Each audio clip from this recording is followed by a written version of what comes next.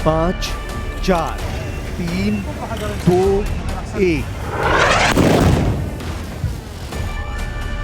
ऐसे ही गाजा में और धमाके देखिए।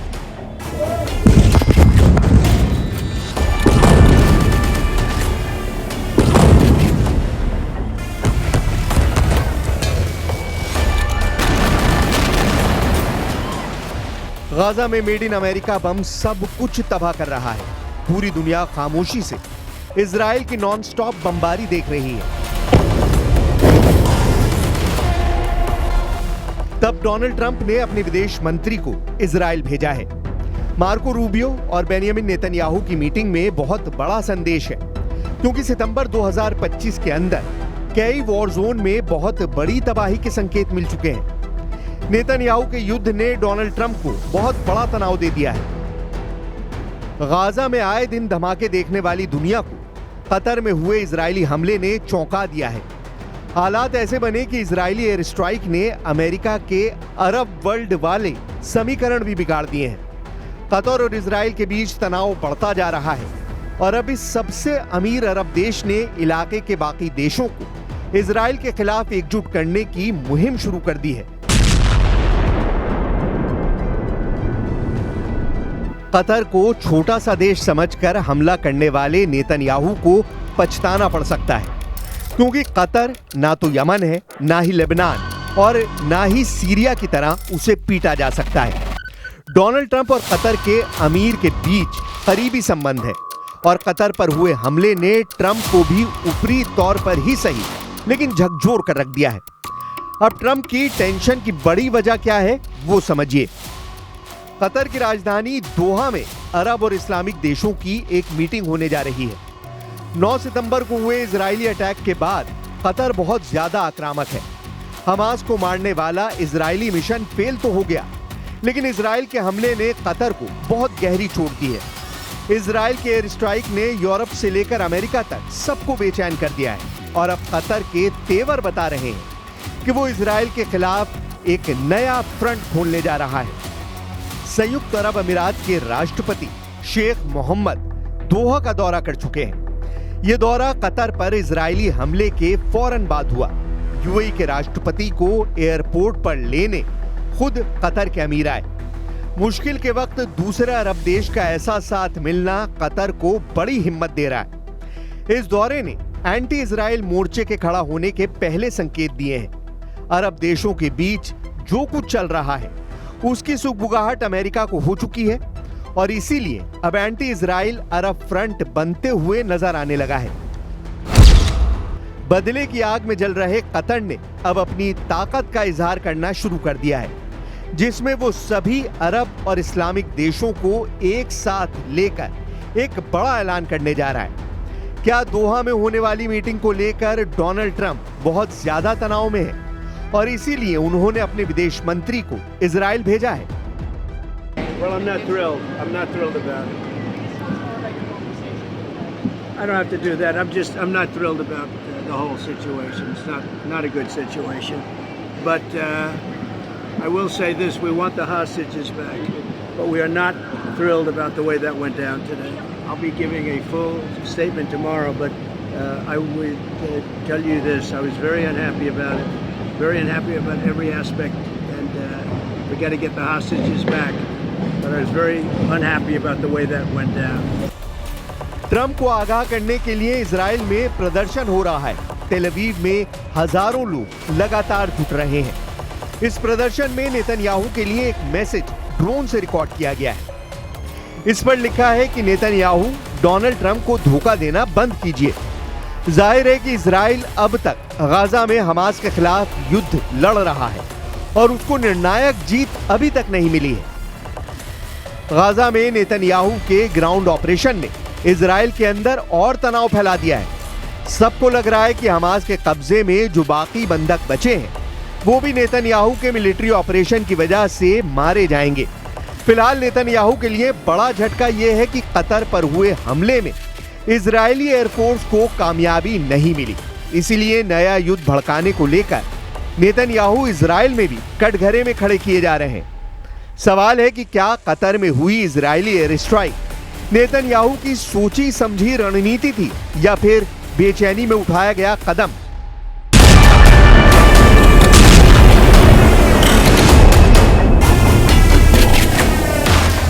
कतर की राजधानी दोहा, मंगलवार का दिन दोपहर के 3:45 बज रहे हैं। अचानक जोरदार धमाके होते हैं।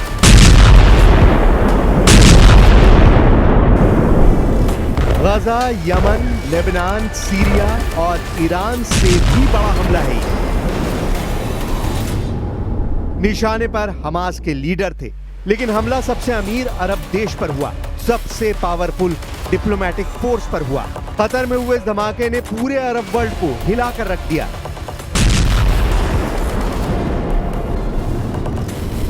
ईरान, यमन और लेबनान से लड़ने के बाद अब इजराइल के टारगेट पर पूरा अरब वर्ल्ड आ गया है। कतर पर एयर स्ट्राइक करके इजराइल ने बता दिया है कि वो अपने दुश्मनों को मारने के लिए संप्रभुता नाम के बैरिकेड को भी तोड़ डालेगा।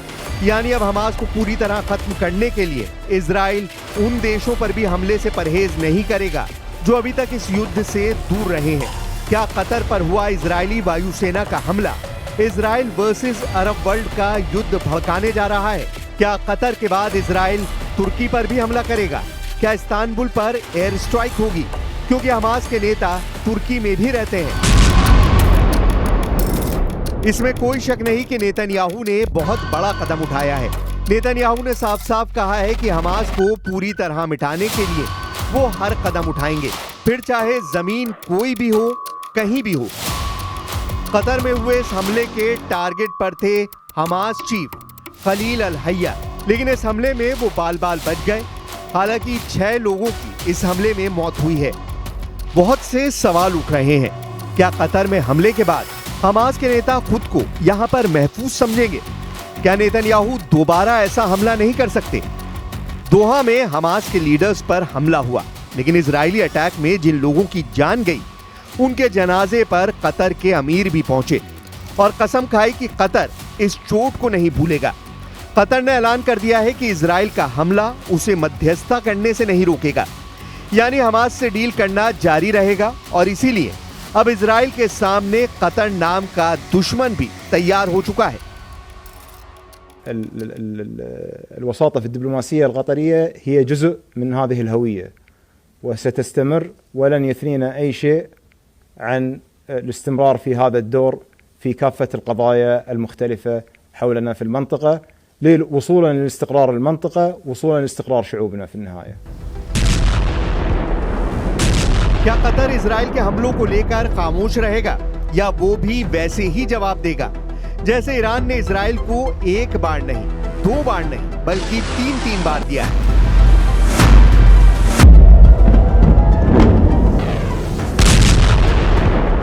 तेल अवीव और हाइफा में गिरती हुई ईरान की मिसाइल देखिए। 13 जून को तेहरान पर इजराइल के हमले के बाद शुरू हुई इस जंग में ईरान ने इजराइल पर 600 मिसाइल दागी थी। इजराइल के कई शहरों का यही हाल हुआ था। फिर 12 दिन बाद अमेरिका के दखल से ईरान और इजराइल के बीच युद्ध विराम हुआ। क्या कतर ऐसा ही जवाब देने की ताकत रखता है? आर्थिक रूप से सबसे मजबूत अरब देश कहा जाने वाला कतर है तो बहुत छोटा सा मुल्क, लेकिन हथियारों के मामले में ये सबसे बेहतरीन वेपन सिस्टम से लैस है। कतर के पास 36 रफाल फाइटर जेट हैं। कतर के पास 24 यूरोफाइटर टाइफून जेट हैं। कतर के पास 37 F-15 ईगल लड़ाकू विमान भी हैं। और ये ताकत कतर को अरब देशों में सबसे मजबूत एयरफोर्स भी बनाती है। लेकिन सवाल वही है कि क्या कतर इजराइल को जवाब देगा या फिर वो शुरुआती रिएक्शन के बाद खामोश बैठ जाएगा? इजराइल ने हमला करके दिखा दिया है कि उसके दुश्मनों के लिए कोई जगह सुरक्षित नहीं है। ऐसे में अब इजराइल के एक्शन ने तुर्की के लिए बड़ा खतरा पैदा कर दिया है, क्योंकि तुर्की भी हमास के बड़े मददगार देशों में शामिल है। दोहा में वो जगह देखिए जहां इजराइल ने बम गिराए। Made in America bunker buster बमों ने इस इमारत का क्या हाल किया है। यहीं पर हमास के वो अधिकारी थे जो कतर में गाजा युद्ध विराम पर डील के लिए बात कर रहे थे। एक बार फिर सवाल कि ईरान, यमन और लेबनान से लड़ने के बाद अब इजराइल के टारगेट पर पूरा अरब वर्ल्ड आ गया है और अब इस युद्ध में बाकी अरब देश भी कूदेंगे, क्योंकि सऊदी अरब ने भी कह दिया है कि वो कतर के साथ खड़ा है और कतर के लिए वो अपनी पूरी ताकत का इस्तेमाल करेगा। ونحن نرفض وندين اعتداءات السلطة الاحتلال الإسرائيلية في المنطقة وآخرها العدوان الغاشم على دولة قطر الشقيقة الذي يتطلب تحركا عربيا وإسلاميا ودوليا لمواجهة هذا العدوان واتخاذ إجراءات دولية لإيقاف سلطة الاحتلال وردعها عن ممارساتها الإجرامية في زعزعة أمن المنطقة واستقرارها. سنكون مع دولة قطر الشقيقة في كل ما تتخذه من إجراءات بلا حد ونسخر كافة إمكانياتنا لذلك. इजराइल ने वहां हमला किया है जो सबसे अमीर अरब देश है, जो सबसे प्रभावशाली अरब देश है, जो गैस उत्पादन में बड़ा खिलाड़ी है और फुटबॉल वर्ल्ड कप की मेजबानी के बाद पूरी दुनिया में अपने इंफ्रास्ट्रक्चर का लोहा मनवा चुका है। इस चमक धमक और पावरफुल डिप्लोमेसी को इजराइल के हमले ने बड़ी चोट दी है। यह अरब के गुरूर को चकनाचूर करने जैसा है। इसलिए पूरा अरब वर्ल्ड नाम के लिए ही सही इस वक्त कतर के साथ शाना बशाना खड़ा नजर आ रहा है। सऊदी अरब ने कहा है कि इजराइल को बहुत ही खतरनाक अंजाम भुगतना पड़ेगा क्योंकि इजराइल ने अंतर्राष्ट्रीय कानून तोड़ने की हर हद पार कर दी है। इससे पूरे पश्चिम एशिया की सुरक्षा को खतरा पैदा हो गया है। ऐसे में साफ लग रहा है कि इजराइल और सऊदी अरब के बीच अब्राहम एकॉर्ड की सभी उम्मीदें खत्म हो सकती हैं, जबकि सऊदी अरब के क्राउन प्रिंस मोहम्मद बिन सलमान कह चुके हैं कि इजराइल के साथ तब तक कोई बातचीत नहीं होगी जब तक गजा में युद्ध खत्म नहीं हो जाता। लेकिन अब कतर में धमाकों ने रियाद में सबको अलर्ट कर दिया है। लेकिन इजराइल के साथ अब्राहम एकॉर्ड वाली संधि करने वाले यूएई ने भी इजराइल की आलोचना की है। संयुक्त अरब अमीरात ने कहा है कि वो कतर के साथ खड़ा है। इजराइल के हमले को यूएई ने विश्वासघाती बताया है। कुवैत ने भी कहा कि कतर पर इजराइल का हमला अंतर्राष्ट्रीय कानून की धज्जियां उड़ाने जैसा है और इससे पूरे पश्चिम एशिया में आग लग सकती है। जॉर्डन, जिसके साथ इजराइल के डिप्लोमेटिक रिश्ते हैं, उसने भी कहा कि वो कतर के साथ खड़ा है और कतर जो भी कदम उठाएगा वो उसका समर्थन करेगा। इसमें कोई शक नहीं कि कतर में धमाकों वाले मिशन को अंजाम देकर इजराइल ने पूरे अरब वर्ल्ड की एकजुटता को टेस्ट कर लिया है। क्या हमास को टारगेट करके किए गए धमाकों का अरबी गुरूर मजबूती से जवाब देगा या कुछ दिनों के तनाव के बाद सब कुछ ठंडा हो जाएगा? कतर पर इजराइल का हमला इसलिए पूरे अरब वर्ल्ड का बहुत बड़ा इम्तिहान है क्योंकि ऐसे ही हमले के बाद ईरान ने इजराइल के खिलाफ ऑपरेशन ट्रू प्रॉमिस चलाया था। दुनिया ने ऑपरेशन ट्रू प्रॉमिस का पहला संस्करण 13 अप्रैल 2024 को देखा था, जब ईरान ने सीरिया में अपने दूतावास पर हुए हमले का बदला लेने के लिए 170 ड्रोन और 30 मिसाइल इजराइल पर फायर की थी और ईरान ने ऐसा दूतावास पर हमले के 13 दिन बाद किया था। इसके बाद ऑपरेशन ट्रू प्रॉमिस का दूसरा पार्ट 1 अक्टूबर 2024 को देखा गया, जब ईरान ने हमास चीफ इस्माइल हानिया और हिजबुल्लाह चीफ हसन नसरल्लाह के मर्डर का बदला लिया। 31 जुलाई 2024 को हानिया को तेहरान में ही मारा गया था, जबकि हसन नसरल्लाह को मारने के लिए इजराइल ने 27 सितंबर को बेरूत में बमबारी की थी। इसका बदला लेने के लिए ईरान ने 1 अक्टूबर 2024 को 200 बैलिस्टिक मिसाइल से इजराइल पर हमला किया। इसके बाद जून में हुई जंग से तो पूरी दुनिया वाकिफ है, जब अली खामनेई ने ऑपरेशन ट्रू प्रॉमिस का तीसरा दौर शुरू करके बता दिया था कि पूरे पश्चिम एशिया में इजराइल को टक्कर देने वाली सबसे बड़ी ताकत ईरान है। 13 जून को इजराइल के हमले के बाद जब ईरान ने इजराइल पर मिसाइल बरसाई तो पूरी दुनिया हैरान थी। ईरान मिसाइल अटैक का हर रिकॉर्ड तोड़ रहा था। क्या तेल अवीव, क्या हाइफा और क्या इजराइल का डिफेंस सिस्टम। ईरान की मिसाइलों ने इजराइल के हर कवच को भेदा और बता दिया कि जब उसकी मिसाइल फायर होती है तो उन्हें रोकना ना तो इजराइल के बस की बात है और ना ही अमेरिका के। 12 दिन तक ईरान के गुस्से को पूरी दुनिया ने देखा और अब इन्हीं हमलों से सीखते हुए ईरान ने एक बड़ा ऐलान किया है। ईरान के रक्षा मंत्री ने कहा है कि 12 दिन के युद्ध के बाद ईरान अब डबल ताकत के साथ युद्ध लड़ने के लिए तैयार है। अजीज नासिरजादे के मुताबिक ईरान की मिसाइल पावर 2 गुना बढ़ा दी गई है। ईरान को लेकर बड़ी खबर इजराइल के मीडिया में छप रही है। खबर यह है कि ईरान ने अब दूसरे देशों में हथियार की फैक्ट्री बनानी शुरू कर दी है। हालांकि किस देश में इसका जिक्र नहीं किया गया है। लेकिन बड़ा सवाल यह भी उभर रहा है कि कतर के बाद क्या अगला नंबर तुर्की का है, क्योंकि कतर पर हुआ हमला सिर्फ अरब वर्ल्ड ही नहीं बल्कि पूरी दुनिया के लिए हैरान करने वाला अटैक है। इजराइल के सेना अध्यक्ष इयाल ज़मीर ने 31 अगस्त को कहा था कि विदेशों में मौजूद हमास के नेता भी सुरक्षित नहीं रहेंगे और इजराइल उन्हें भी निशाना जरूर बनाएगा।